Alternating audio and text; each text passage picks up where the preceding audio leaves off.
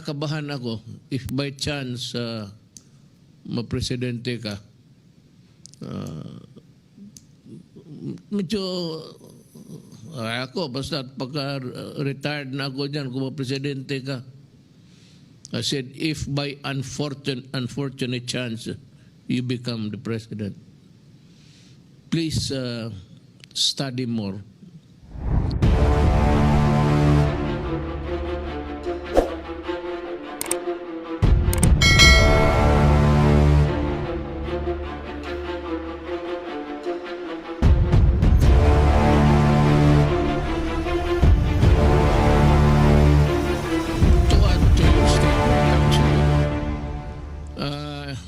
Ito naman si Robredo, abogado.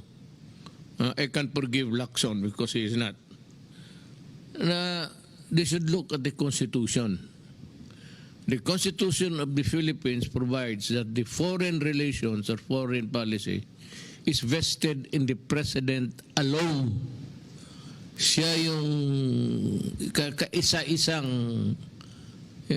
well, I happen to be there, kaisa-isang ano ang policy gusto niyang ipalabas for the Philippines is vested in the President and not with the senators or the Vice President. So at least yung sabi nila na extortion, well, I can forgive Robredo. Every time she opens her mouth, talagang when she forgets that she's a lawyer, and being a lawyer, she should know that the Constitution says that that is my function. It is not their function. At kung anong gusto kong sabihin para sa aking bayan, may purpose yan. Hindi kasi nila alam. Na alam ko noon na meron tayong binili na armas sa Amerika, it took them years to deliver. Practically using the money, our money, for so many years, then delivering the bago lang itong mga armas na dumadating. And second, itong Congress ng United States, magbili tayo ng helicopter, they denied because they say that we cannot use it against well, anyway, ayaw nila tayong pabigyan. Yan ang hindi alam kasi ng itong I don't know. I don't if it's a pretended ignorance kay Lacson, but itong kay Robredo, sabi ko nga, ma'am, kung ikaw ang presidente, hindi mo alam ang trabaho mo, huwag ka na lang dapat alam mo yan, abogado ka, that you should not be opening your mouth while we are negotiating because maraming kasalanan ang Amerika sa atin. Ang pagkaalam mo lang kasi, napunta ka ng Amerika, nagsalita ka doon, you were treated with almost as a royalty. Tapos ito ang nangyari ngayon, kakampi ka na walang rason. Wala hong lahat dito sa babundong ito may hindi pera ang gusto kong hingiin sa kanila. Ganito yan ma'am, pati Senator Lacson, tayo malapit sa China, the theater of war kung mag-umpisa man is dito sa China Sea. Ngayon, gusto nga natin, pinipilit natin na Amerikano tayo, we should be provided with the arms and armaments that's capable of at least that would place us on equal footing with the other countries at war with us. Kasi titirahin talaga tayo ng China. Ngayon, wala namang Amerikano, wala binibigay. You know, I have talked to so many military guys. Sabi nila, yung war games, it's coming, I think, on May. Ang Amerikano, magdala dito ng mga armas, mag-display sila ng mga equipments and everything. Tapos, ng war games, dinadala nila doon sa, tinuturuan nila ang Pilipino paano gumamit during the war games, and then after that, they go home and bring back their equipment. So, nandyan alam ni General Lorenzana yan. Yan ang lamentations ng Pilipino. Yan ang hindi alam ni Robredo. Ang pagkaalam kasi ni Robredo, parang we are nothing wrong with America and the Philippines. Hindi niya alam na ano kaya ikaw, ma'am, I'm sorry to say, you are not really qualified to run for president. You do not know your role in this government. Yung foreign relations with other countries is vested on the president alone. Kaya hindi mo alam kung mapangyayari nung una, antecedent or precedent na may ginagawa itong mga Amerikano, parang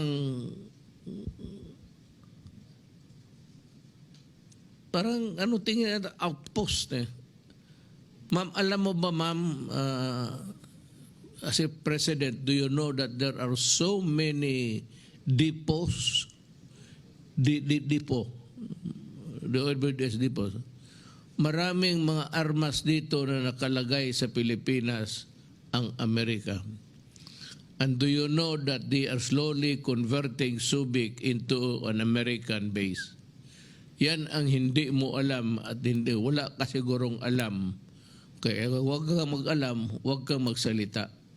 These are the things that are known to us because I have the reports and I have also the assessments given to me by the Armed Forces of the Philippines. At sinasabi nila kung ano talaga, what's the deal? Anong binigay ng Amerikano? Gawain lang tayong outpost, tapos mag-pro-American ka. Pagputok, ang unang siguro, tanungin kita, kung magsagot ka ngayon, ang unang matamaan kung magkagera ang Amerikano pati Philippines? Alam mo? Kung hindi mo alam, sabihin ko sa iyo, the meltdown will start in Palawan. It's the province that's facing the Spratly and everything there. Kaya hindi mo lang alam, in a worst case scenario, kung may isang gago dyan na magpaputok ng isang rocket, gulo na yan. And the Philippines invariably would be drawn into the vortex of a conflict that is called war. Ngayon, ang mga stations ng Amerikano, tinanggal nga natin yung basis agreement. I would like to read sa necrological services ni Siga. A statement niya why he voted to oust America from the bases. Dapat ito, Bicolano yun si Siga eh.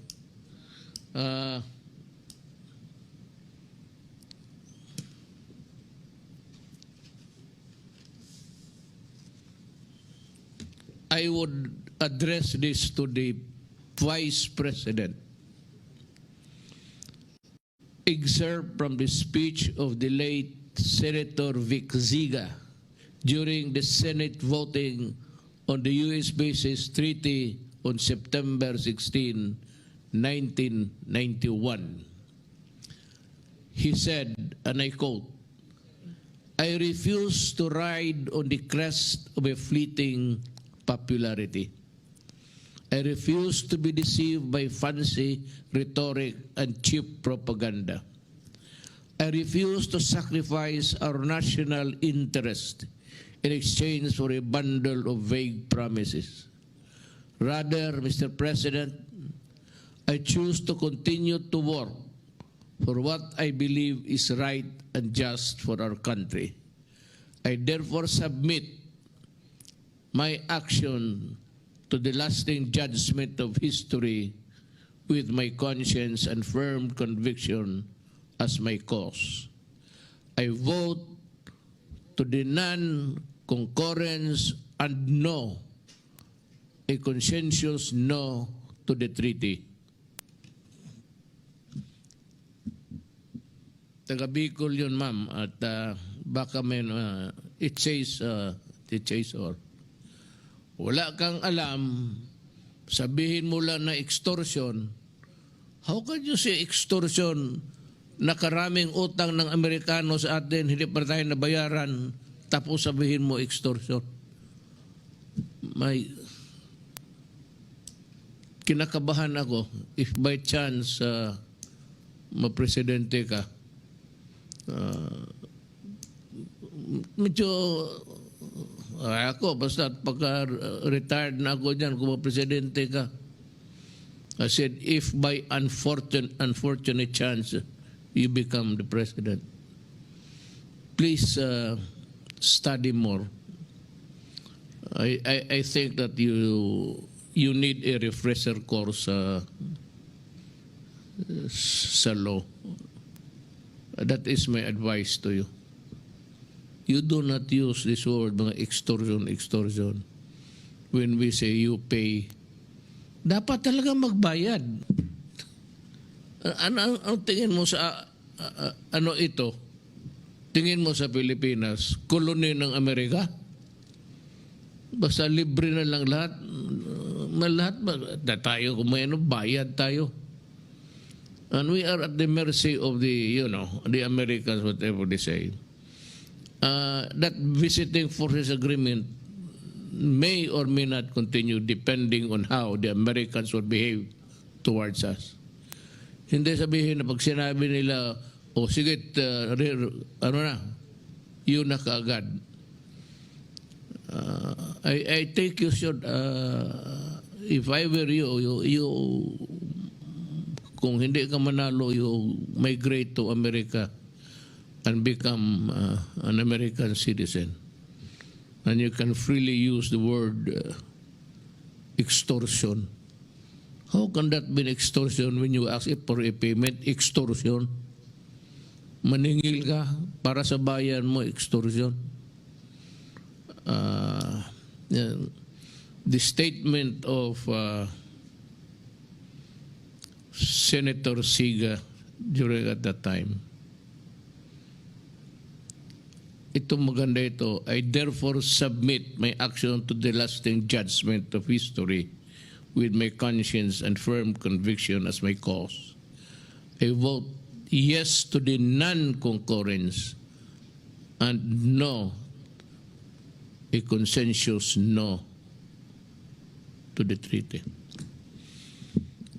May isa tayong who was a great senator sa Bicol. Mabutit na lang. Ewan ko.